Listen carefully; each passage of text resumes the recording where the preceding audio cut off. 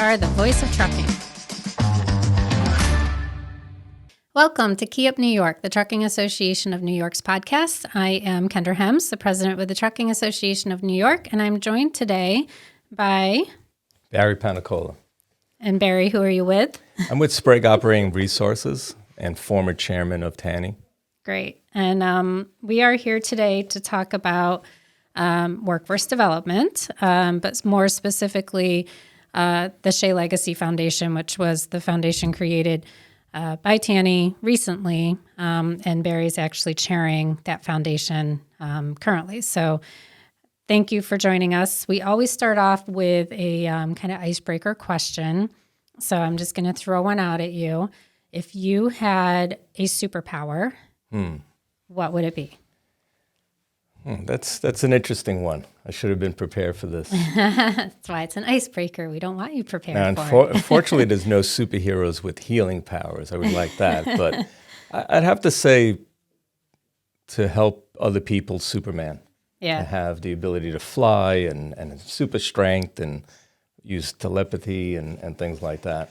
Very fitting, given what we're talking about today.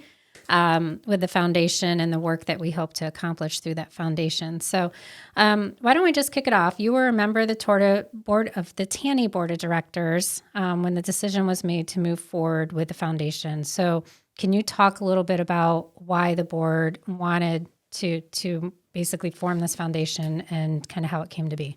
Well, for years, the association has talked about forming a foundation.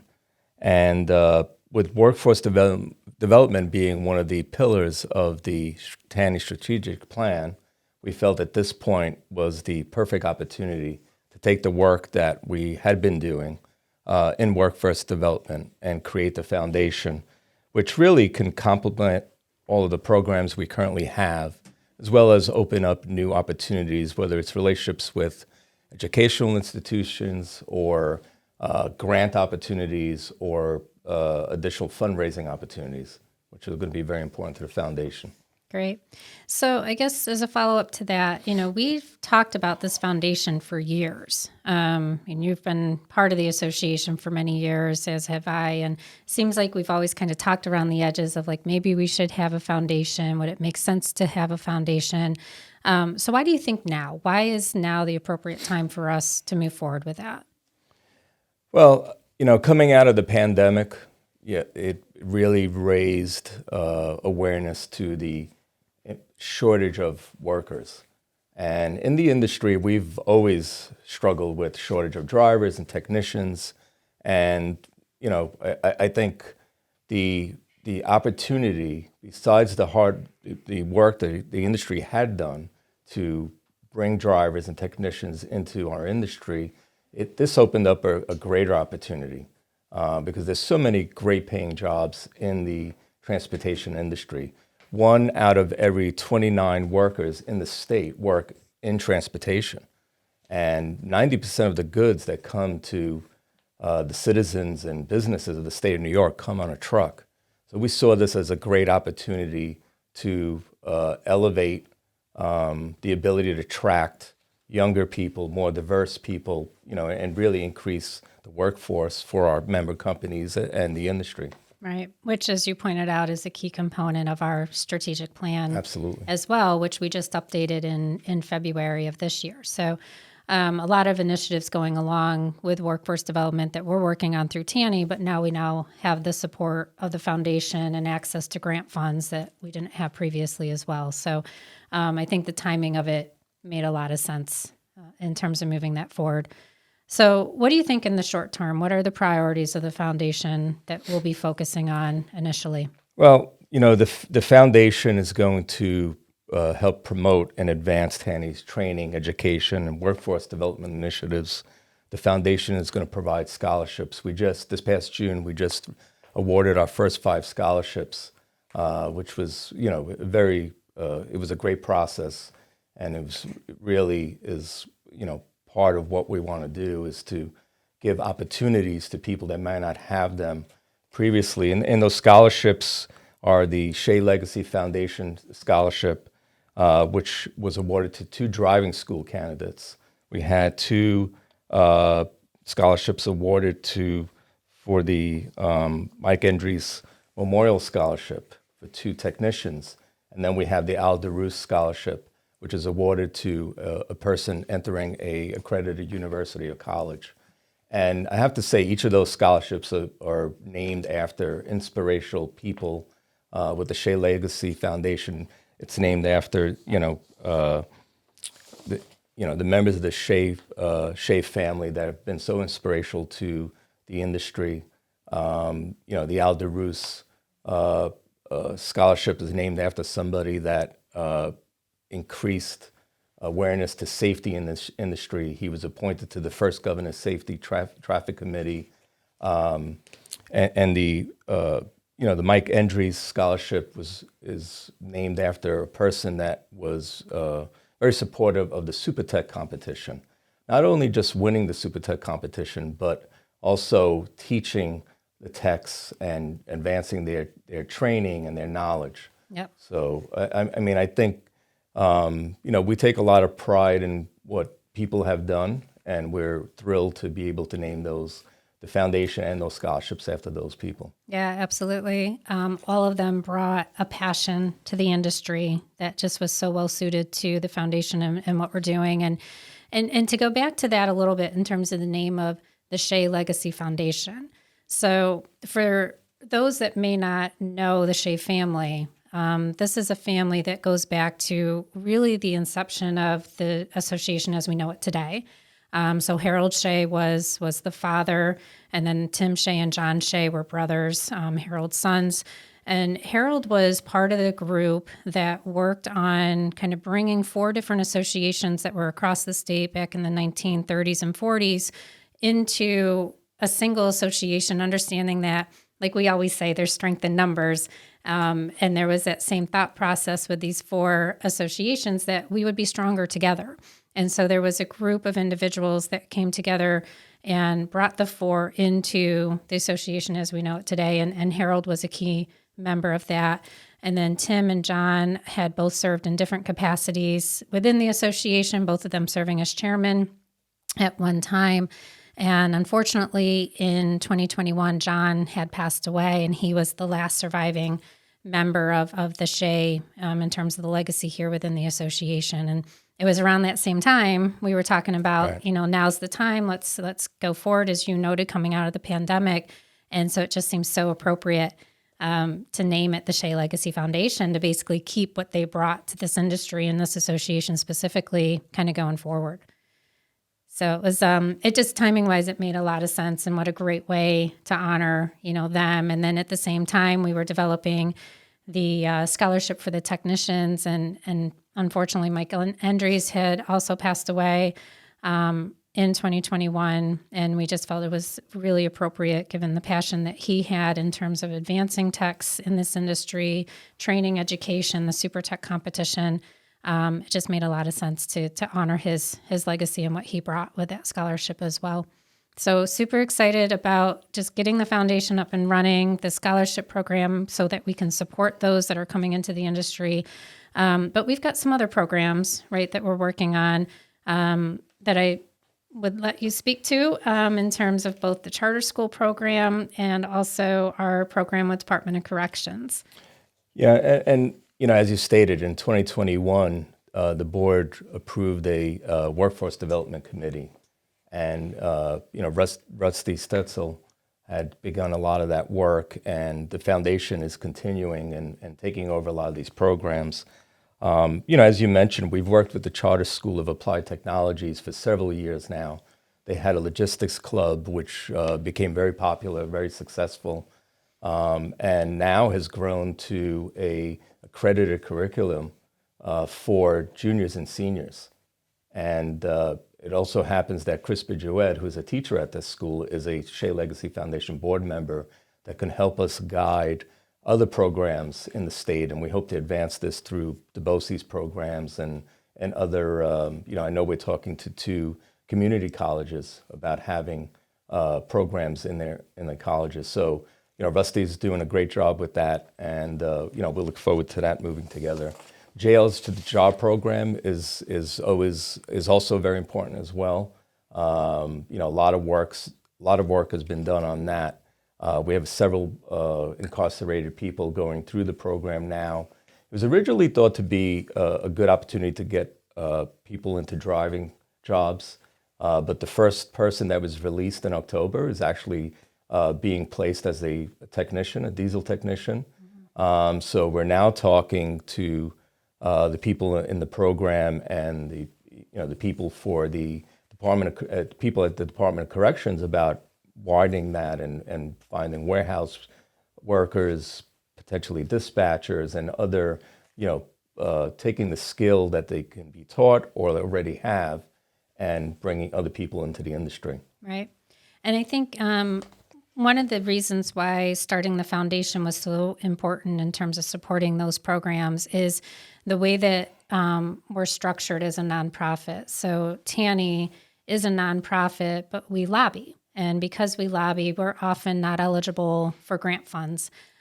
So we set the foundation up as a C3, which is a charitable organization, and that provides them the ability to apply for grants, which is something we're actively working on.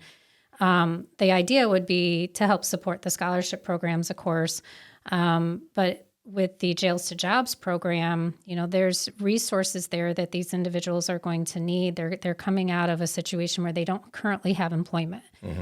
So for them to continue their training through the driving school or going into, whatever program it may be for diesel tech, the ability that we may have to provide some funding to help that, I think is critically important to the success of that program.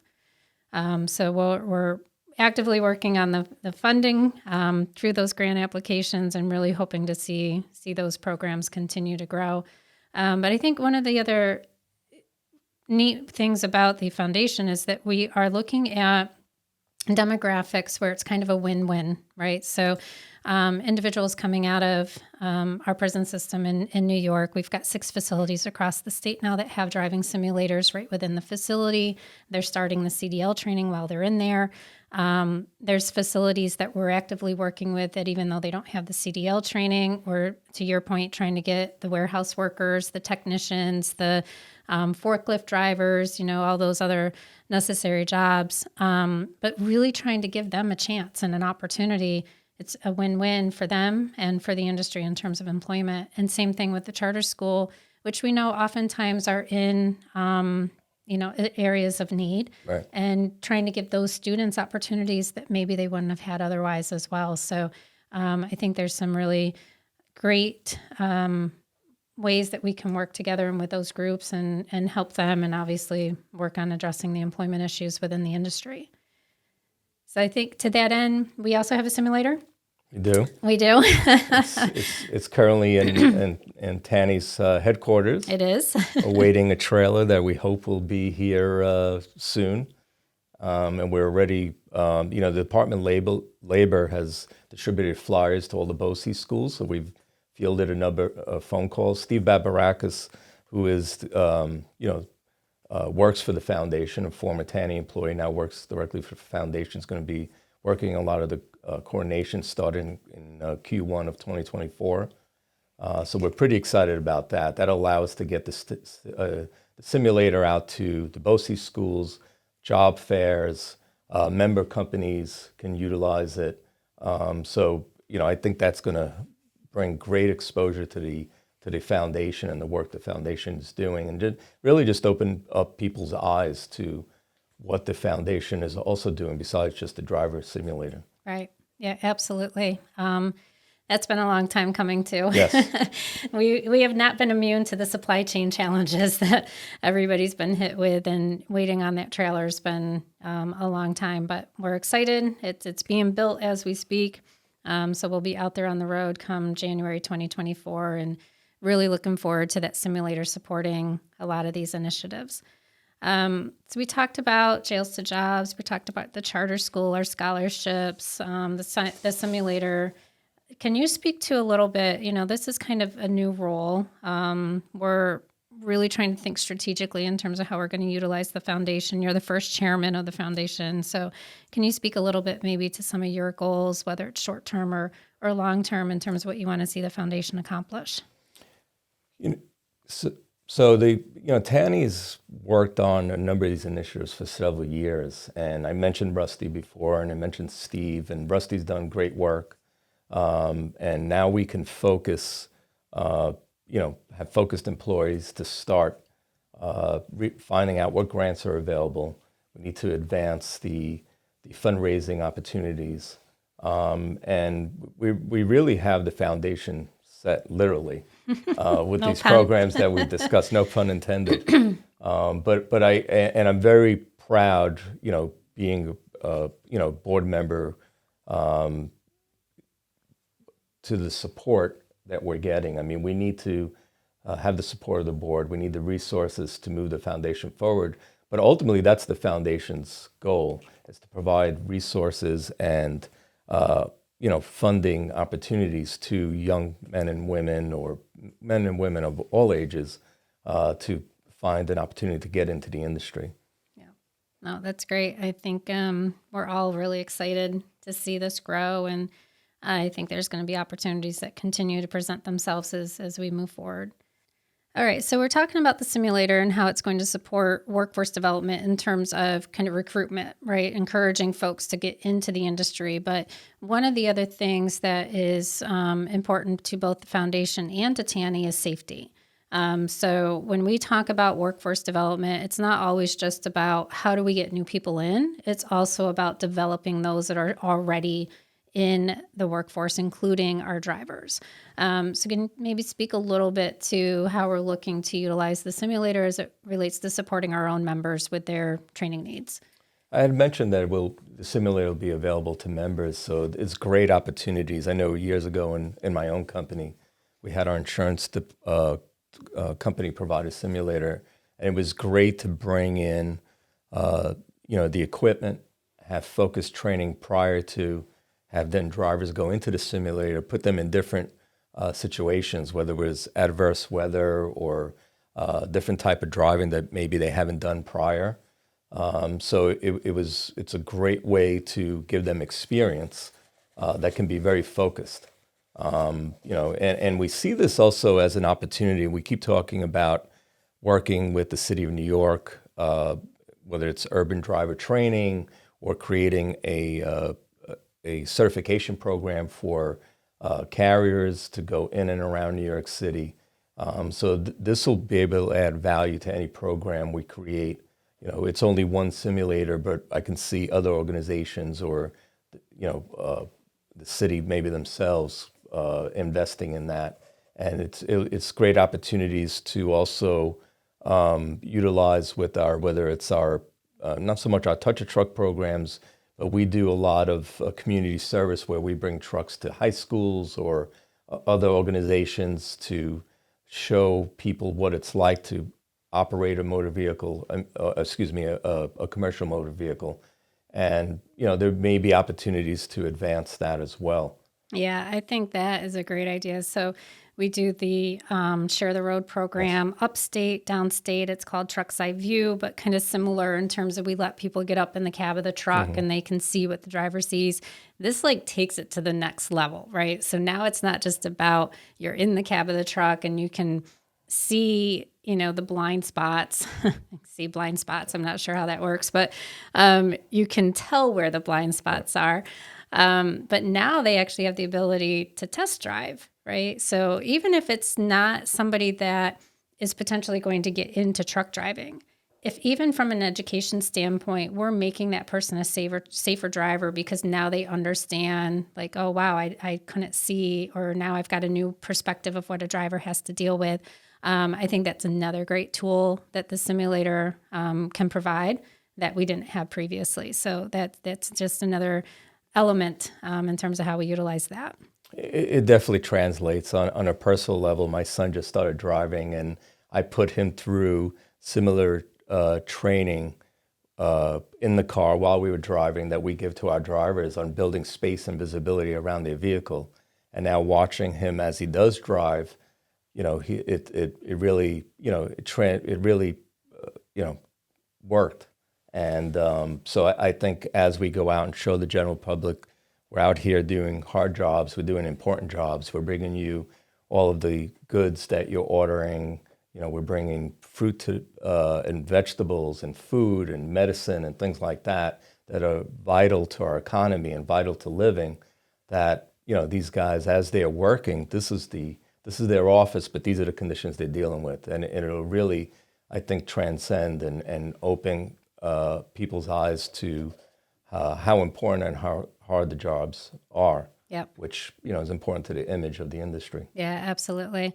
So often we talk about one specific issue or topic, and then it bleeds into so many different things. And this happens like all the time. So even with this, the intent was to talk about the foundation and what we're doing, but it bleeds into our previous podcast, which talked about the study that ATRI had done, indicating that if you're a member of a trucking association, you're going to be safer. Well, here's just another example as to why utilizing the simulator, our members can help with their training needs. It ties into that. You mentioned the urban driver training program, and from kind of an advocacy standpoint, we're always battling New York City. I mean, other areas of the state, of course, but New York City in particular. And this is an initiative that we're doing for two reasons, right? One, absolutely is safety. But the other reason is it's a great way for us to show to the policymakers in the city that we are being very proactive when it comes to improving safety on city streets. So just always strikes me, we've got our 4 pillars of our strat plan. It's obviously our membership value, but safety, workforce, dev, and advocacy, and they all kind of intertwine. There's not we shouldn't even really call them pillars, right? Right. Because they're not, because they definitely connect. And this is just another great example of that. I agree. And I've seen, over the years as we've worked on the strategic plan, it really is just the foundation. And really, it's, as you said, it's not just pillars, it's all interconnected. As we go and speak to our elected officials or agencies, we're always discussing the programs we have, the emphasis we put on safety, the goals that we've achieved, and I have to say they've definitely taken notice, and we really, we're continually working to raise the awareness to what the industry is doing, and our member companies benefit from that. I know the company I work for, we've benefited for many years, we have younger people in our company involved. We just recently sent somebody through the leadership program, which is one, actually, I failed to mention the Shay Legacy Foundation is now running the leadership program. We have our 3rd class, which just started in September. And, we've had people that come through that program. One's been a board member and is now a TANY employee. We've identified new committee members that are becoming active. We're hoping to identify new board members, and we have former graduates now training, doing classes. So, we really, I'm a big advocate of becoming a member of TANY, but the value's there, and, the results are there, and we're on the cusp of really raising the impact that the association has on the industry and the general public to another level. Yeah, absolutely. And the foundation is going to play a huge role in that. Any closing thoughts that you might have? I think we've covered a lot, and I'm really proud to be the first chairman and to have been in the grassroots of the foundation. I really think this is going to give us the opportunity to help us with, a challenge that all industries have, bringing in, new talent, bringing in the next workforce. I'm pretty excited to be a part of it. And I mentioned it before, really happy for the support we get from the TANY board to be able to, continue and move forward. Yeah, that's great. Just like Superman, helping Yes. out. There when you need them. Well, thank you so much, Barry, for joining us. It's always a pleasure seeing you, talking to you. Really enjoyed having you in the studio with us today. I think that wraps it for another Key Up New York. Be sure to like us or follow us anywhere that you listen to your podcasts, and we'll see you next time. Thank you.